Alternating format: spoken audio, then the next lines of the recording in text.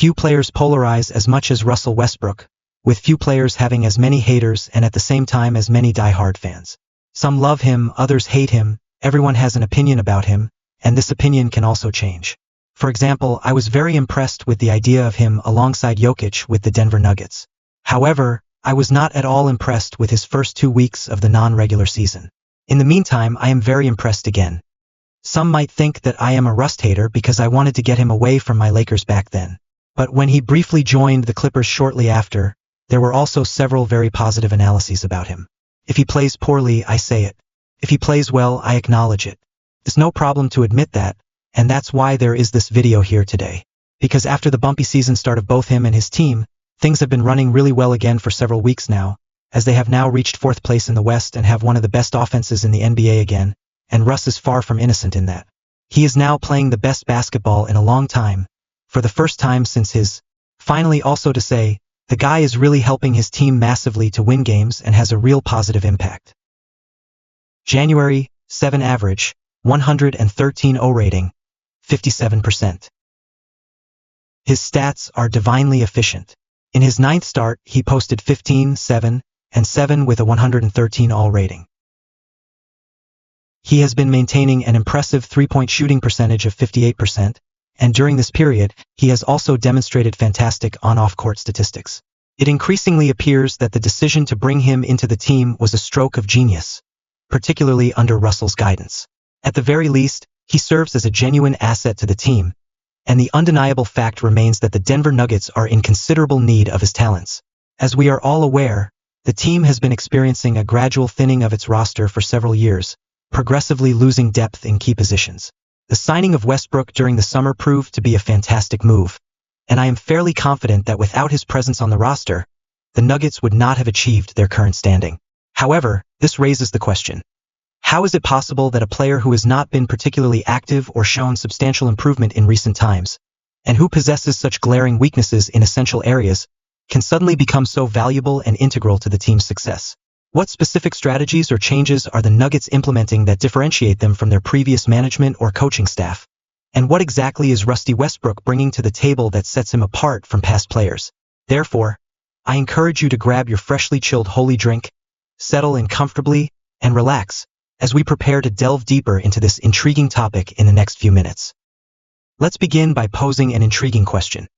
How can you effectively integrate a guard who is essentially not a strong shooter into the guard positions within the modern NBA offense in a manner that ensures the offense remains highly effective without compromising this strategic objective?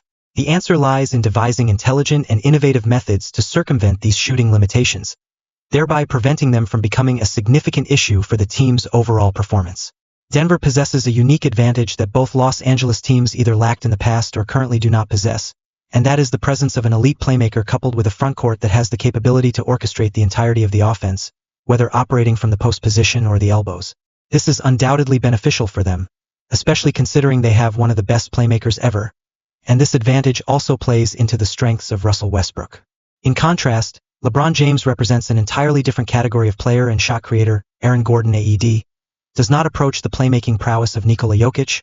James Harden effectively occupies the role typically filled by Russell Westbrook, and Kawhi Leonard never fully realized his potential as a player in this context. When you envision the ideal offensive teammate to complement Russell Westbrook, aiming to maximize compatibility and synergy, Nikola Jokic emerges as the perfect candidate. The two have developed an intense and effective chemistry on the court because Jokic is capable of generating points continuously, operating seamlessly when he has his back to the basket, while Westbrook adeptly moves without the ball. This dynamic creates a harmonious and productive offensive environment that is unparalleled in any other NBA team. This level of success is attributable to the frequent presence of the right conditions that enable such a partnership to thrive, showcasing the strategic brilliance in team composition and offensive planning that Denver has successfully implemented. Give Westbrook credit for integrating and adapting well. The recipe for success is simple. Westbrook consistently moves away from Jokic's position, waiting for double teams or movement, then Russ explodes to the basket, repeatedly served by Jokic. An underrated aspect is Russ being a great entry pass player, while some Nuggets teammates struggle to find Jokic in the post or elbows. For Westbrook, this isn't a big issue, as he shoots 64% at the rim this season, his best in 17 years. This is largely due to getting numerous rim looks through cuts. Teams like Dallas often match their center against Westbrook to defend him, but this only works if the Nuggets park Russ on the three-point line. Through cuts and one-pass-away plays, Nuggets counter this tactic easily. In Dallas, defending Jokic with a non-center forces them to double, creating mismatches.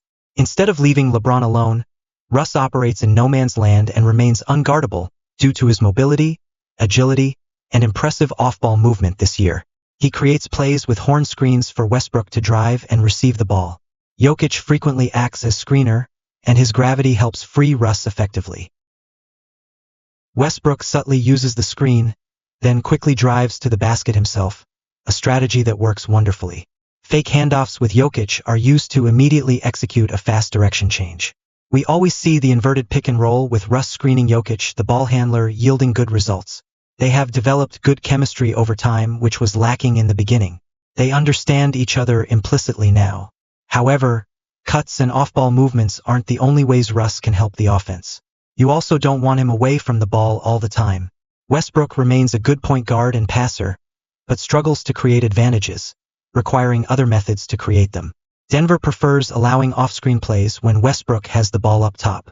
He doesn't need to create the advantage, just pass when it's already present. The team's three best defensive plays use stealth screens, with Westbrook finding whoever gets free. They strategically utilize Jokic's exceptional movement and formidable shooting gravity to create opportunities for him to get free, while Westbrook excels in such high-pressure situations where he is truly in his element. Thus, when he remains calm, he performs exceptionally well. When calm and unpressured, he's a good passer. Russ illustrates the difference between playmaking and passing, lacking in creating plays. He is highly adept at creating advantages for them, strategically positioning them to gain competitive edges in various scenarios. However, his expertise becomes more pronounced when they develop their own plays and consequently establish their own advantages, demonstrating his ability to nurture and support their independent initiatives effectively.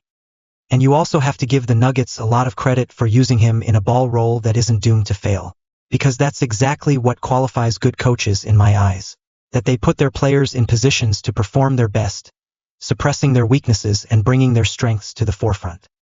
Although weaknesses such as poor shooting clearly present challenges, they are considerably less consequential when playing in Denver compared to facing the two Los Angeles teams, for example. In Denver, the environment and team dynamics allow his strengths to become much more prominent and noticeable on the court. Moreover, his greatest strength, which has been highly praised and recognized for many years, stands out distinctly. No one exhibits more dedication and passion in their play. This unwavering commitment and fervor persist impressively, even as he continues to perform at a high level at the age of 36. No one plays Hertha in a random service, especially not in December when facing a team that sits near the bottom of the table, and this strategic decision significantly benefits the entire team. Instead of relying on rust on the court, a completely different energy permeates the game, as the players exhibit a new level of determination and power, playing with much more aggression and faster-paced movements. His work on the boards is absolutely insane once again this season, with Westbrook maintaining his reputation as one of the best rebounding point guards ever seen, which allows his team to consistently earn valuable second-chance points, either by grabbing the rebound himself or making an effective pass to a teammate. Additionally, one effective strategy to counter his lack of shooting ability is to capitalize on the gravitational pull he creates on the court. This is because if opponents choose to ignore him beyond the three-point line, he can always sprint back to the basket and secure the rebound without any hindrance, ensuring that his team continues to benefit from his exceptional rebounding skills. Subtitling by ZDF 2020. Subtitling by ZDF 2020.